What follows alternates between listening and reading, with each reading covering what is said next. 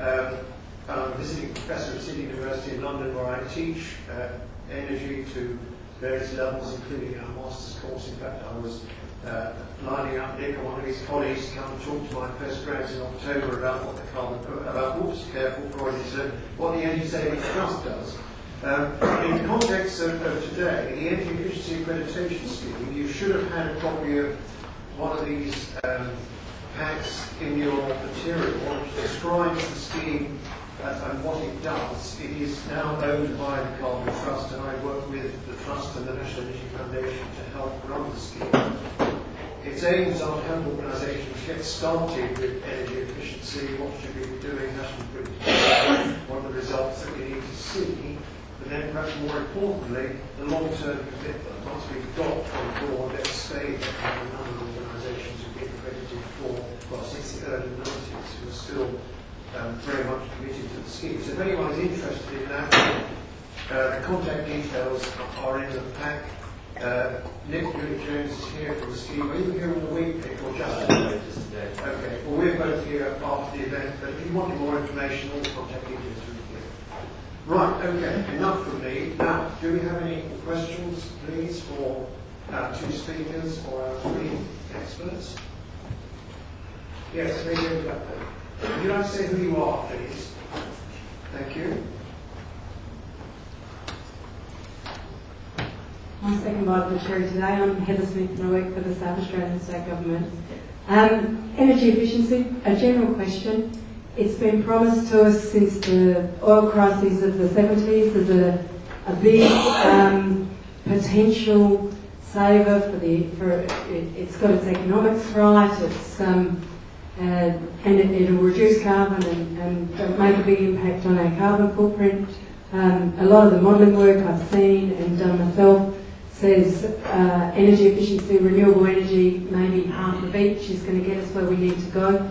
But there's actually no evidence in our history since the 70s that we can make a big change with energy efficiency. We always seem to be going up. Energy efficiency is there, but it hasn't actually ever reduced our demand. It's only ever helped us keep pace with demand if that demand is still going up. So I'd like to ask the panel, can energy efficiency be a big plank in saving the planet? Well, I certainly think it has to be, but Martin, would you like to start off? Yeah, if I can have first go, part of my previous history was I worked on the Energy Efficiency Best Practice Programme when it was run by ETSO in the 1990s. I would take a slight issue with what you say there, because I think I find that business in the UK has reduced its energy use dramatically over the last 25 years. Household energy has gone up and transport energy has gone up, which is more than compensated, unfortunately, for businesses' savings. What it takes to get energy efficiency to work is long-term, consistent marketing and long-term consistent help to help people to do it. And we haven't had that in the areas of transport and of domestic, and that, I would say, is one of the reasons that they have gone up. Perhaps I'm biased. Well, we've got two speakers from two organisations here who achieved quite a lot in energy efficiency terms. Would you like to add any comments to that? Yeah, I think yeah, right. Then the two gentlemen. yeah, you got it. Okay. It's interesting in the 70s, around about the late 70s, the first energy saving light bulb came out. It's very simple. It saves a quarter of the energy and it lasted 5 times as long. But somehow the product wasn't quite right for particularly the domestic market. I think what I call the professional market very quickly grabbed the whole energy efficiency story and did adopt new technologies as it came out. Consequently, if you look at most professional premises, you don't see the famous tungsten lamp used anywhere. They're using energy efficient solutions. I think for us the challenge has been trying to sort the domestic market out. And clearly there were a number of market resistances from the consumer to move over to energy saving lighting. One was price.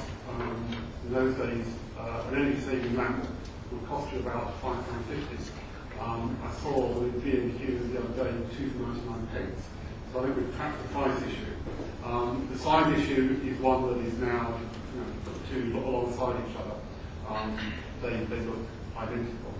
And the last technology barrier that I think will probably we're very close to now sorting is that a lot of people in the home have dimmers. Low contact for us and energy savings don't work on dimmers. But there are lots of other applications in the home where people don't have them and they could use these now. For us, the little bit of publicity that came out, you see this from Australia, because from Australia we're going to ban light bulbs in 2 or 3 years' time. And although the government here has been talking about that sort of initiative in background, I think it's quite a balls to be honest with the Australian government. To actually stand up and say we're going to do it, and all of a sudden it sort of caught public's attention and had an enormous amount of interest. So I think that in terms of the domestic potential, which we estimate is about, the estimated potential savings is about 20 tons of CO2 a year, that we're now on the beginning of that path. I think it will do happen. Okay, thank you. Dave, do you want to add? Yeah. So I don't think I can answer your question in full. This was a very good question. We're very conscious, being in the food manufacturing industry, that it's got a reputation for generating lots of waste and using lots of power, which was one of the reasons that we started on our project in the first place. We've only been doing this thing for 2 years, and we've already reduced our overheads on electricity and gas by 30%, which is a lot for a small company. But more importantly, we've reduced our carbon footprint by 9 tonnes per year, which is something that we're very proud of. But the main thing is, everything that we've done since we started is very, very easily replicated in any business, in any industry. That's the key thing that I think is really important. John, anything you want to add? Thank you, Mark. We have a dozen or so distilleries, and they measure their performance, their energy output per litre of alcohol. And there's a bit of an unwritten competition going on there. Who can make a litre of alcohol using the least energy? I know that this year we will spend £20 million in capex, and designed into each piece of machinery we purchase will be health and safety constraints, but also what's the energy efficiency of that equipment. So it's fundamental at the inception stage.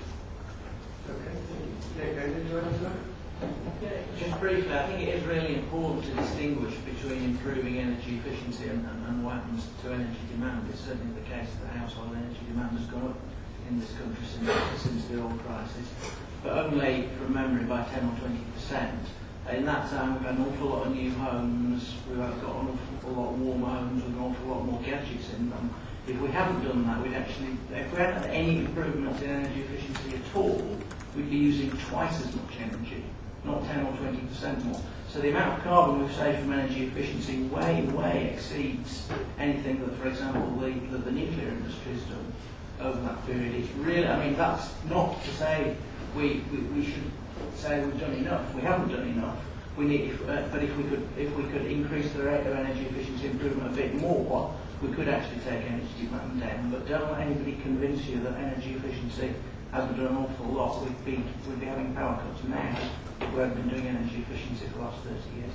That's a very good point. Thank you very much for that. Just to add a point on transport, I think, Martin, you mentioned in passing that yes, transport's an important area that we've got to address. This morning I was having a meeting on the accreditation scheme with one of the leading rail transport companies, and they're really starting to get to grips with energy efficiency and driver training on their electric locomotives. So it's been difficult to measure the energy consumption of electric locomotives for very obvious reasons, with shared tracks and all sorts of things.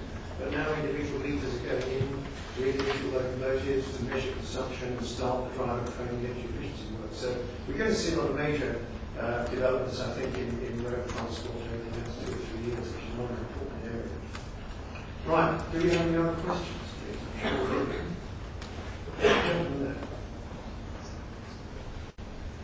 Hello, John Descore from BRE. This is for Mike. Been reading a lot recently about LEDs and the potential that exists there. Sound fantastic.